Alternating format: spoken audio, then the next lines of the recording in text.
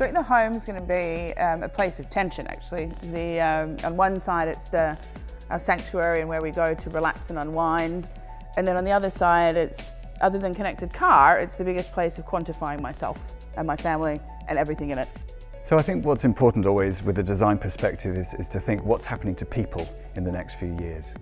We know that one of the things is with the price of property, especially in UK cities, there's a whole generation now which will continue to rent.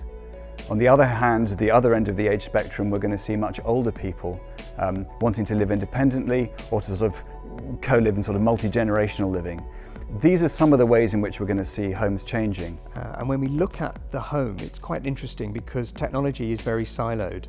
If you go and use your heating controller or your television or your radio or even your vacuum cleaner, who knows, any kind of aspect of your home has been designed in isolation. And that's, in a sense, one of the great arguments for design thinking over design. You design to a brief, you design the particular product, the particular service of the home. What we need is the vision to put all that together. And so with capabilities like the Internet of Things, with cloud-based computing, with access to all of this information and data via mobile devices, you know, my relationship with how my home operates is fundamentally different today than it was even 5 years ago, certainly 10 years ago. The designer challenge is increasingly looking at what these technologies are doing, how things are sensing their own environment, how they're talking to one another, and how easy it is for, if you like, the human component to interact with that. Design has always obviously kind of had a huge impact on our home environments, and from sort of a product perspective to a sort of aesthetic perspective.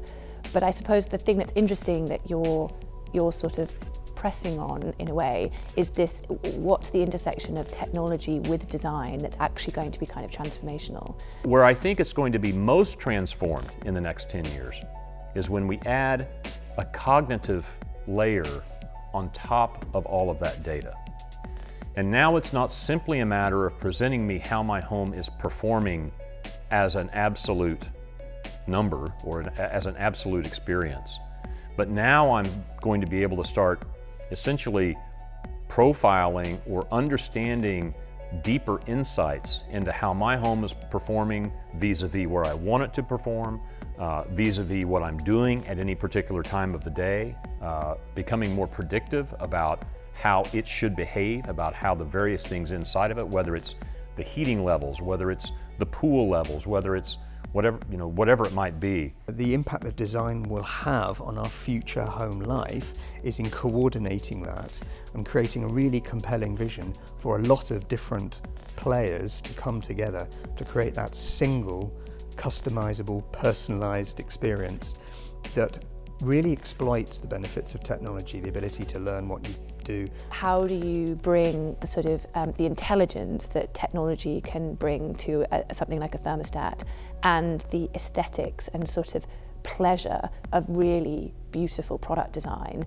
to actually transform something from being a boring functional thing that everybody had and no one ever thought about to something that actually becomes a point of beauty within the home, which I think is a sort of, that's a kind of fascinating new development. The rise of urbanism and the increasingly condensed population in cities is going to require that design of physical objects and the way we move through spaces will transform pretty profoundly. I think we'll look much more to Japan for the way that it's componentized, stackable, all that sort of thing. I read interestingly this weekend a cute little thing about how old dog beds are round, yet spaces are angular. And so, you know, and then they look to Japan and the Japanese have square dog beds. And you know, it seems like such a stupid, like, little thing, but it would profoundly change how space is used in the places where you want to put your dog.